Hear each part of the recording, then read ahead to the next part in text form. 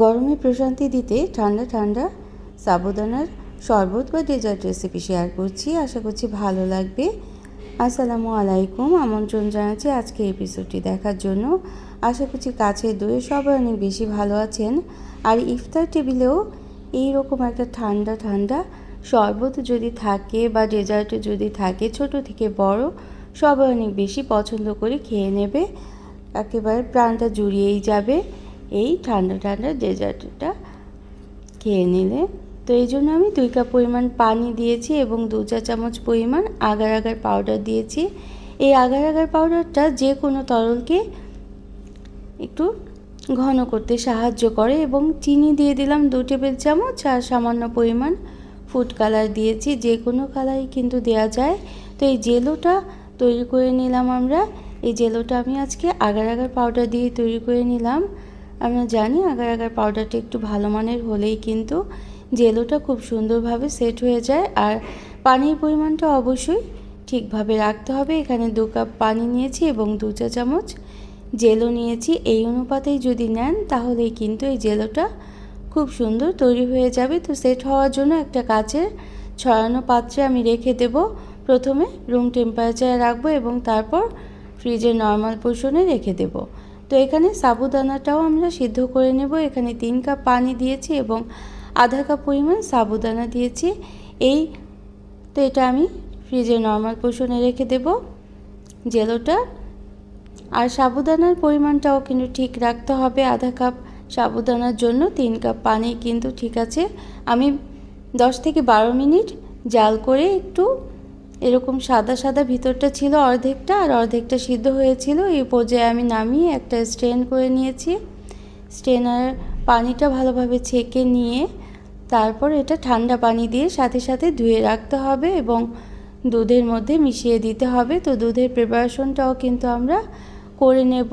তো এইভাবে করে একটু ঠান্ডা পানি দিয়ে ধুয়ে রাখলেই কিন্তু এটা জমাট বেঁধে যাবে না। তো মিল্কের প্রিপারেশনটা করার জন্য প্রথমে আমরা কর্নফ্লাওয়ারটা গুলে রেখে দেবো। এর পরিবর্তে কিন্তু কাস্টার্ড পাউডারও নেওয়া যেতে পারে। আমি 1 চা চামচ পরিমাণ কর্নফ্লাওয়ার নিয়ে নিলাম এবং সামান্য পরিমাণ দুধ দিয়ে 3 টেবিল চামচ লিকুইড দুধ দিয়ে এটা এভাবে করে গুলে রাখতে হবে। তো দুধটা জাল হওয়ার পর তারপর আমরা দিয়ে দেব এখানে 1 লিটার পরিমাণ দুধ নিয়ে নিলাম। দুধটা জাল করে আমি 3 কাপ করে নিয়েছি এবং গুঁড়ো দুধ দিয়ে দিয়েছি। এই গুঁড়ো দুধটা কিন্তু অবশ্যই দেওয়ার চেষ্টা করবেন, তাহলে কিন্তু এই ডেজার্টটা খেতে অসম্ভব মজাদার হবে। তো ভালোভাবে মিশিয়ে নিয়েছি গুঁড়ো দুধ এবং চিনি দিয়ে দিলাম। এখানে আধা কাপ পরিমাণ চিনি দিয়েছি। চিনির পরিমাণটা কিন্তু আপনারা আরও বেশি বাড়িয়েও দিয়ে নিতে পারেন যদি বেশি মিষ্টি খান তাহলে। তো এভাবে কিছুটা সময় মিশিয়ে আমি দুধটা ঘন করে 3 কাপ পরিমাণ করে নিয়েছি।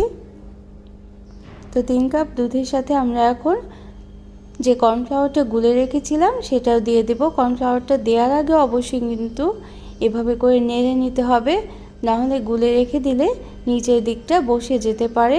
কর্নফ্লাওয়ারগুলো পিরিচের মধ্যে লেগে যায়, এই জন্য এভাবে গুলে তারপরে দুধের সাথে মিশিয়ে দিলাম এবং বলক চলে আসলে আমরা নামিয়ে নেব। তো সাথে সাথেই কিন্তু নেড়ে নিতে হবে, তা না হলেও কিন্তু এটা ঘন হয়ে যেতে পারে এবং নিচে জমাট বেঁধে যেতে পারে কর্নফ্লাওয়ারটা।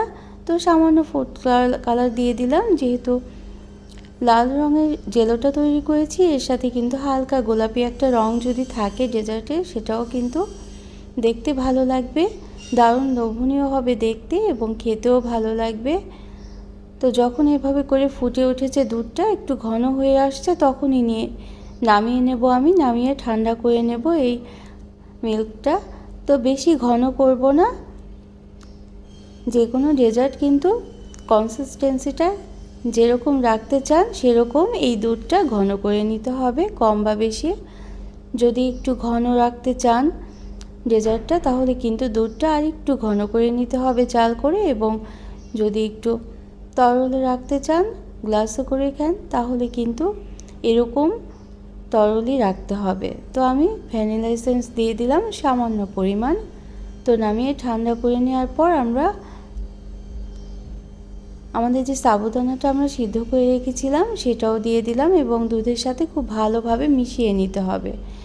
এই পর্যায়ে কিন্তু মিশতে চাইবে না। দুধের সাথে ভালোভাবে মিশিয়ে নেওয়ার পর আমরা ফ্রিজে নর্মাল পোর্শনে রেখে দেব এবং এই জেলোটাও আমরা ফ্রিজে নর্মাল পোর্শনে রেখেছিলাম। তারপর এভাবে করে কেটে নিচ্ছি। এখন শক্ত হয়ে গিয়েছে, খুব সুন্দর সেট হয়ে গিয়েছে জেলোটা। তো ছুরি দিয়ে এভাবে করে কেটে আলগা করে দিতে হবে আস্তে আস্তে। এবং তারপর যে দুধটা ছিল আমরা সেই দুধটা ফ্রিজে নর্মাল পোর্শনে রেখেছিলাম, সেই দুধের সাথেও মিশিয়ে নিতে হবে। দেখেন দুধের কনসিস্টেন্সিটা ঠিক এরকম হয়েছে এবং সাবুদানাটাও খুব সুন্দরভাবে কিন্তু মিশে গিয়েছে দুধের সাথে। তো আমি সার্ভ করে নিচ্ছি।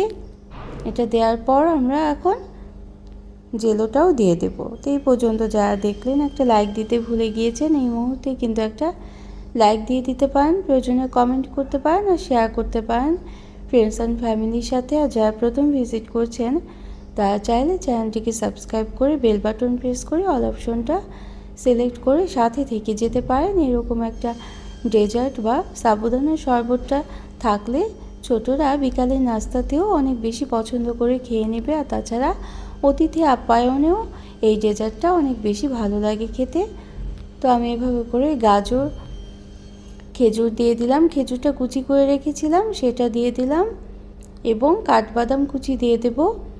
এই কাঠবাদাম কুচি এবং খেজুর দিলে এটার স্বাদটা কিন্তু অনেকটাই বেড়ে যায়। যে কোনো ফল কিন্তু দিয়ে দিতে পারেন, আঙুর, আপেল বা আনার, যে কোনো ফলই দিয়ে এই সার্ভটা করে নিতে পারেন এই সাবুদানা ডেজার্টের।